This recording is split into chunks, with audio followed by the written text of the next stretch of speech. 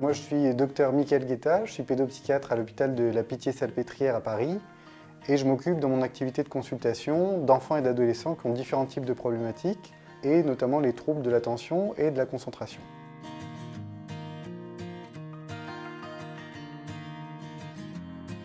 L'attention est une faculté neuropsychologique qui se développe avec l'âge et avec le développement du cerveau. Un enfant à partir de 6 ans peut commencer à se concentrer une vingtaine de minutes jusqu'à atteindre 30 voire 40 minutes vers l'âge de 10 ans. Pour les capacités attentionnelles plus précisément, on sait qu'elles sont impactées par le niveau de fatigue. Plus on est fatigué, moins on arrive à se concentrer. Le niveau de stress avec la même logique. On sait aussi que pour rester concentré, il faut alterner entre des phases de concentration et des phases de libération motrice.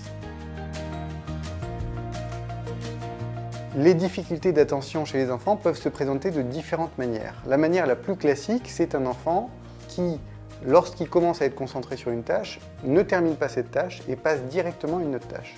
On a aussi parfois des parents qui nous disent très clairement qu'ils ont l'impression que les enfants ne les écoutent pas du tout, et ça peut être le cas, pas par mauvaise volonté, mais parce qu'ils n'arrivent pas à rester concentrés sur les propos des parents.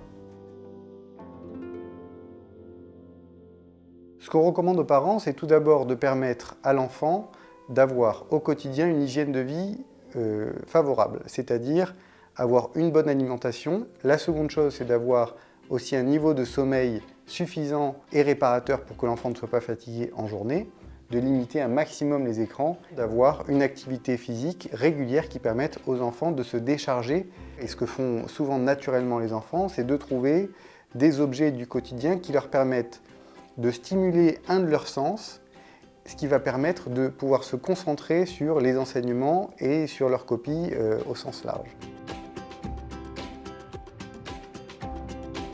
Je considère qu'il y a 3 types d'enfants. Le premier type d'enfants, ce sont des enfants qui arrivent à se concentrer quelles que soient les conditions. Vous avez d'un autre côté les enfants qui concernent 10 à 15% de la population générale qui ont un véritable trouble de l'attention, c'est-à-dire que même dans des bonnes conditions, ils n'arrivent pas à se concentrer. Et puis vous avez l'autre partie des enfants qui, à mon sens, concerne la majeure partie des enfants, qui arrivent à se concentrer, mais à un certain prix.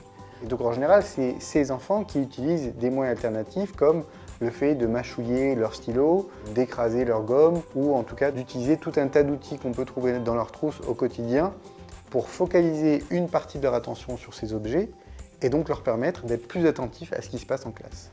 Et ça peut paraître paradoxal puisqu'on peut dire que pour rester concentré, il faut utiliser une partie de notre cerveau à faire autre chose, mais pourtant on se rend compte que pour certains enfants, c'est absolument nécessaire.